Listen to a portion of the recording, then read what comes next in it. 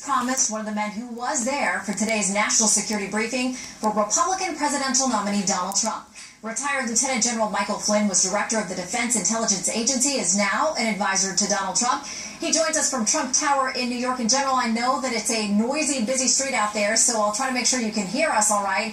I know there were concerns going into the briefing that some speculated and wondered whether Mr. Trump would get the full quantity of information from this briefing. Are you satisfied that he got a thorough briefing today? Yeah, so first of all, I think the briefers that came in today were just absolutely professional, the top of their field, and the discussion that we had was very thorough. I will tell you that we were only able to scratch the surface of the complexity of the threats that our country faces, and so today was really just the beginning of a long dialogue between essentially what this represents, which is a series of intelligence briefings for the next president of the United States. So I thought they were well prepared, a great conversation. It lasted a full 2 hours, and we really only scratched the surface today on many of the complexities that the next president of the United States is going to face. General, this morning in an interview with Fox News on Fox and Friends, Mr. Trump was asked, and I don't want to play this out. Between essentially what this represents, which is a series of intelligence briefings for the next president of the United States. So I thought they were well prepared, a great conversation. It lasted a full 2 hours, and we really only scratched the surface today on many of the complexities that the next president of the United States is going to face. General, this morning in an interview with Fox News on Fox and Friends, Mr. Trump was asked, and I don't want to play the soundbite, I think it might be hard for you to hear, so I'll paraphrase it, but he was asked, do you trust the intelligence that you're going to get? And he said, not so much from the people that have been doing it for our country. Look at what's happened over the last 10 years. I mean, it's been catastrophic.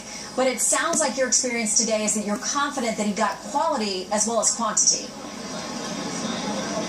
Yeah, he did. He got a good, solid set of presentations from some real professionals. And I would tell you that one of the interesting things is, and people in the intelligence community know this, is that they present the intelligence. The policy decisions that a president makes sometimes can be in dramatic contrast to the intelligence that they receive. And I think that part of what I saw today that just reaffirmed my belief of some of the complexities that we're facing around the world, some of the threats we're facing around the world, and then those policy decisions that this particular administration has made under both Hillary Clinton and President Obama, in many cases are in stark contrast to the intelligence that we were presented today.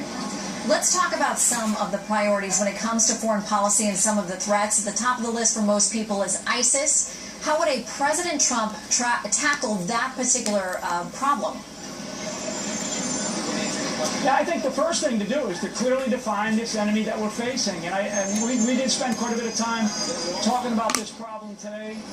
I would just sort of emphasize the fact that this enemy needs to be clearly defined, and the American public needs to know that the leader that is in the White House understands the scale, the scope, the dimension that this threat faces, that we face from this threat, that we face. And we also need to be able to go after this doctrine of radical Islamism. And I think that's one of the things that Donald Trump has talked about in spades. And so I don't see coming out of today's briefing that's going to change in any form or fashion at all. If anything, it reemphasizes and renews what it is that I think we went in there understanding already about this enemy that we're facing.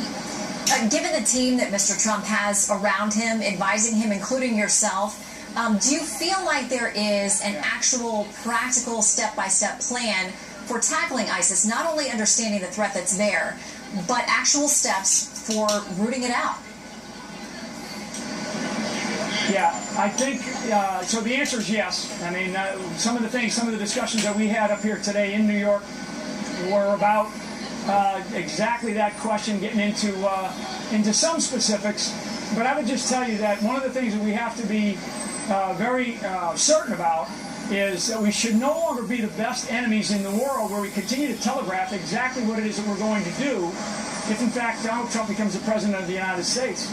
And I would say on the other side, we also need to stop being the worst friends in the world, and we need to renew the alliances and the friendships that we have, particularly in the Middle East, with some of the countries that feel as though that sort of they're not in our camp anymore.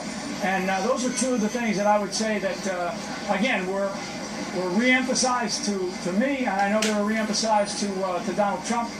And I will tell you that I think that if you were able to talk to the professionals that were in the room with us today from the intelligence community, they would tell you that some of the questions and some of the discussion that we had was probably as thorough as they've had in a long time.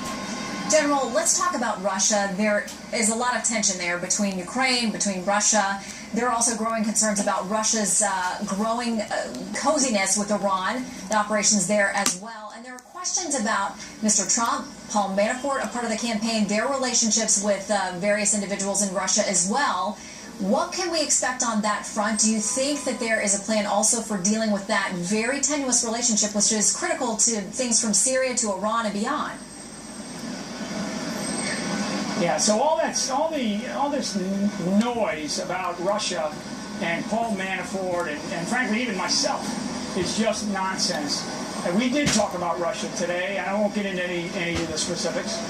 Russia does not have the same perspective and the same belief in the way the world ought to work as we do. Everybody needs to understand that. Russia at times, though, Russia's deeply involved in the Middle East, and one of the things we have to recognize is how do we work in a smart way, in an effective way, to be able to operate and to deal with this problem of radical Islamism.